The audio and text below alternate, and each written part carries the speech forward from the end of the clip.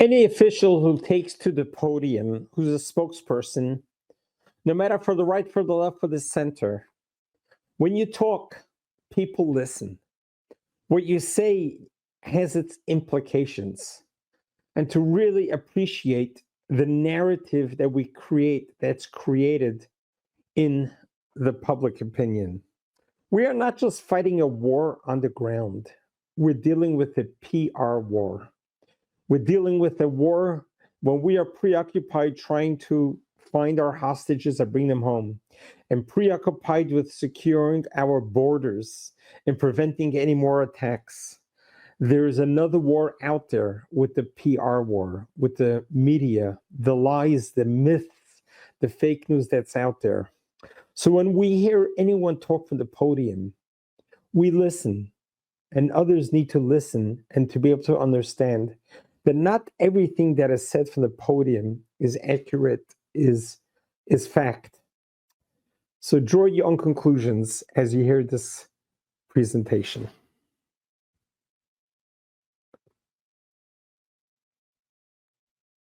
Because tomorrow the Germany's foreign minister is going to be here and meeting with the secretary.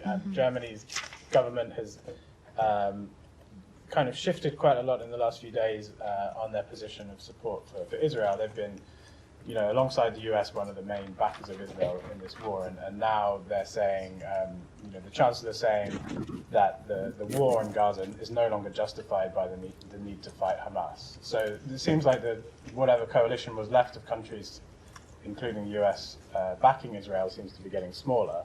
Are you concerned that there's even less international support for Israel? Does that influence the way that the US is thinking about this? That one of the main European countries backing Israel is Chancellor Merz noting that Israel's actions can no longer be justified. The fact of the matter is that Hamas has put the people in Gaza in this situation by launching that attack on October 7th. And by continuing to hold hostages, including the bodies of 4 Americans, and continue, of course, to maintain their weapons. So when we think about actions that can no longer be justified, I think we should adjust ourselves and look at what put us in this position in the first place. Regarding the UK, Canada, France, and any number of others that took disappointing steps last week, unilateral recognition of a Palestinian state, in this case, is unproductive and obstructs ongoing U.S. efforts towards peace in the region. And I think that there's a clear line that has been drawn by President Trump, which again definitely disturbs the status quo, which is that there has to be peace, not just for 6 months, not because there's been a deal made for a year, that this has to be enduring. The entire framework has to change. He's not kidding. He's not kidding, because otherwise in 5 years or sooner, someone will be in your position, someone else will definitely be in my position, having the same conversation. We can't allow that to continue. That is President Trump's understanding and vision of the change that needs to occur. And the fact is that the status quo does seem to be perhaps the easier thing to maintain, but it's not the one that's going to save lives. All right, yes. And as the old saying is, if we don't learn from history, it's going to repeat itself again and again and again. And what is the definition of insanity? That to repeat the same thing and expect a different result. How many times have we fought in Gaza? How many wars over the last 77 years have we fought in Gaza? And then finally, in 2005, we withdrew, we gave away Gaza. We didn't give it back. It was never theirs. We gave it away with the intent of the whole world's pressure. Give them a chance. Let them prove themselves. Well, they had a chance from 2005.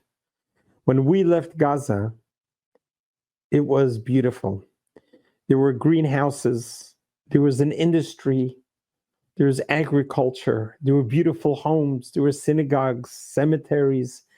The place was spectacular. We really developed it as another town of Israel. When Ariel Sharon, the former prime minister, had to cave in to world pressure and to withdraw from Gaza and relinquish everything that was there. We had to transport close to 10,000 Israelis to all different parts of Israel. We had to shut down the synagogues. We had to exhume all the graves in the cemetery to bring the bodies back to Israel. All for the sake, let the world see how we're going to give them autonomy. We're going to allow them to build their own Palestinian state. What happened since 2005? The Palestinians voted in a terror government, the Hamas. They welcomed it, they supported it, they voted for it. And that turned Gaza into a terror country. And October 7 occurred. That's the end result. So for the world to talk about the two-state solution, there's never going to be a two-state solution when one state doesn't want to live in peace, but the one state wants to annihilate the other state.